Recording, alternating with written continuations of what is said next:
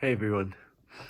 Um, I'm really excited to talk about this topic. Um, I just watched a video uh, about again. It was a Michael Saylor video. This guy is incredibly exciting. He's incredibly inspirational. He gets Bitcoin in such a way. It's when you apply the philosophy of Bitcoin to the world, when you apply the nature of how Bitcoin is changing the world, then it opens your life up into so many different avenues, into so many different ways of seeing the world, and it's that inspiration that drives the hope of Bitcoin. So today I want to talk about the hope that Bitcoin provides, because it's an incredible realization when you suddenly realize that something gives us hope in the world. It's an incredibly powerful feeling, and it's something you just want to share with everyone. I mean, that's what love is. It's you feel this euphoria, you feel this understanding, and you want to share it with everyone. That's love, and that's Bitcoin. I'm not going to get into the spiritual side of Bitcoin, because that's for another day. But the hope that Bitcoin brings is what I want to talk about today. And this dawned on me listening to another podcast, the What is Bitcoin podcast. Fantastic. Peter McCormack always gets fantastic people to interview. And a fellow by the name of Brandon Quinton, he talks about something called the fourth turning. And this is incredibly exciting as well, because what's happening is you get these long-term, what they call long-term cycles, long-term debt cycles, and they're about every 80 to 90 years.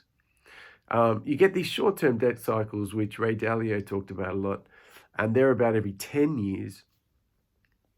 Um, but the long-term debt cycles are really, really big cycles, and they're sort of split up into four seasons, if you like. And we're coming up to the fourth season of this long-term debt cycle.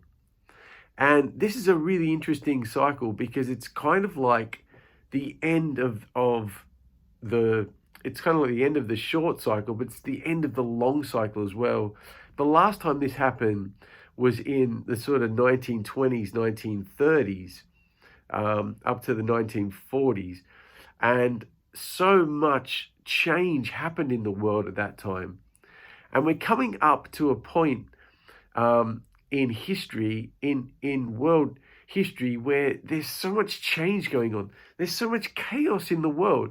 Everyone can feel it. I mean, no matter where you are in the world, you're experiencing some strange stuff. It's just a weird time to be alive. It's really exciting too, though, and that's something that's really it's really powerful when you realize that you can change these effects that are being imposed upon us. You can change them for the positive. And that's really exciting.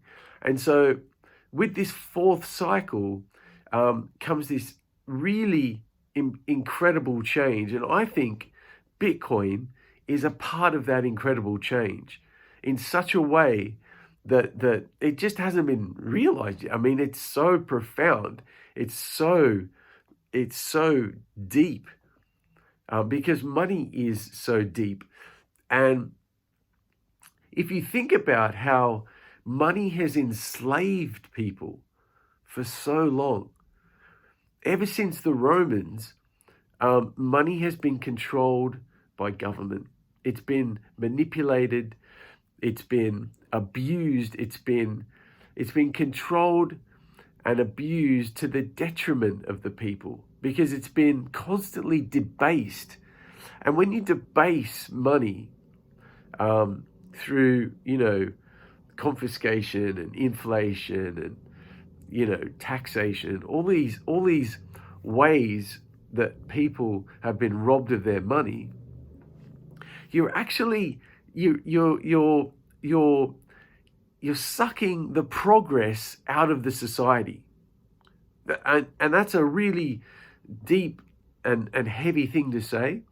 But actually, when you look at how mankind has developed, you can literally trace the challenges of mankind back to a lack of effective monetary systems. A lack of an effective monetary system is what's held human progress at various stages all throughout the world. And it's funny because Safedine Ammous, he talks about how when gold was seen as a universal world currency, the rate of progress in the world was really, really dramatic. This was around the sort of end of the 19th century. I'll leave a link to that because Safedine Ammous, who wrote the Bitcoin Standard, is a fantastically it's probably the book of Bitcoin at the moment. So when you think that people have always struggled under this toxic, defective monetary energy for millennia, that makes you realize that actually Bitcoin is hope, because it gets rid of this defective money. So, and when you look at the various things that have progressed in the world, if you think of, say, Thomas Edison, who gave us electricity, or John D. Rockefeller, who gave us oil,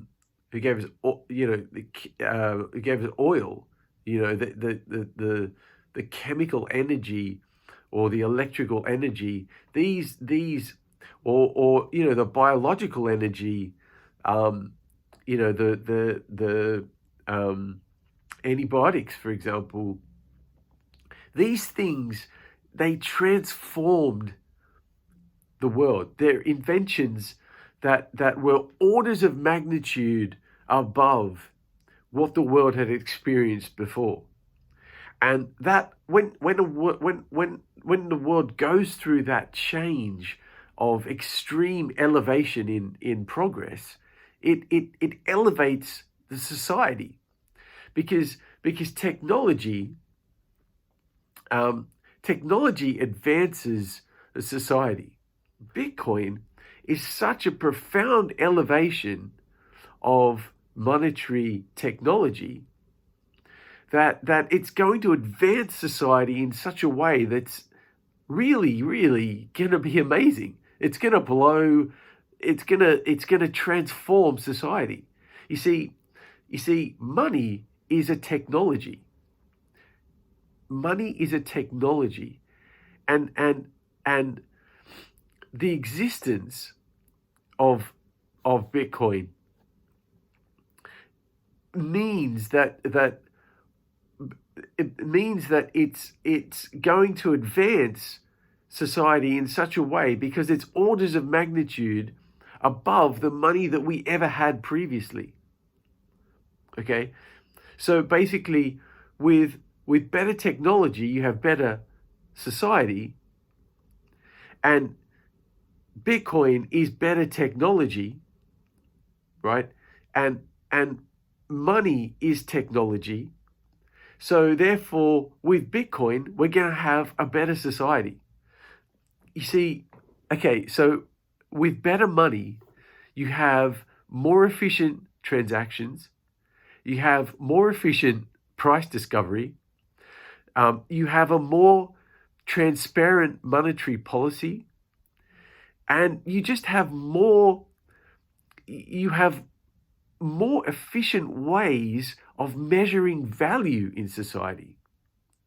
When you can measure value in society, you're much more efficient at how you allocate capital, at how you allocate resources.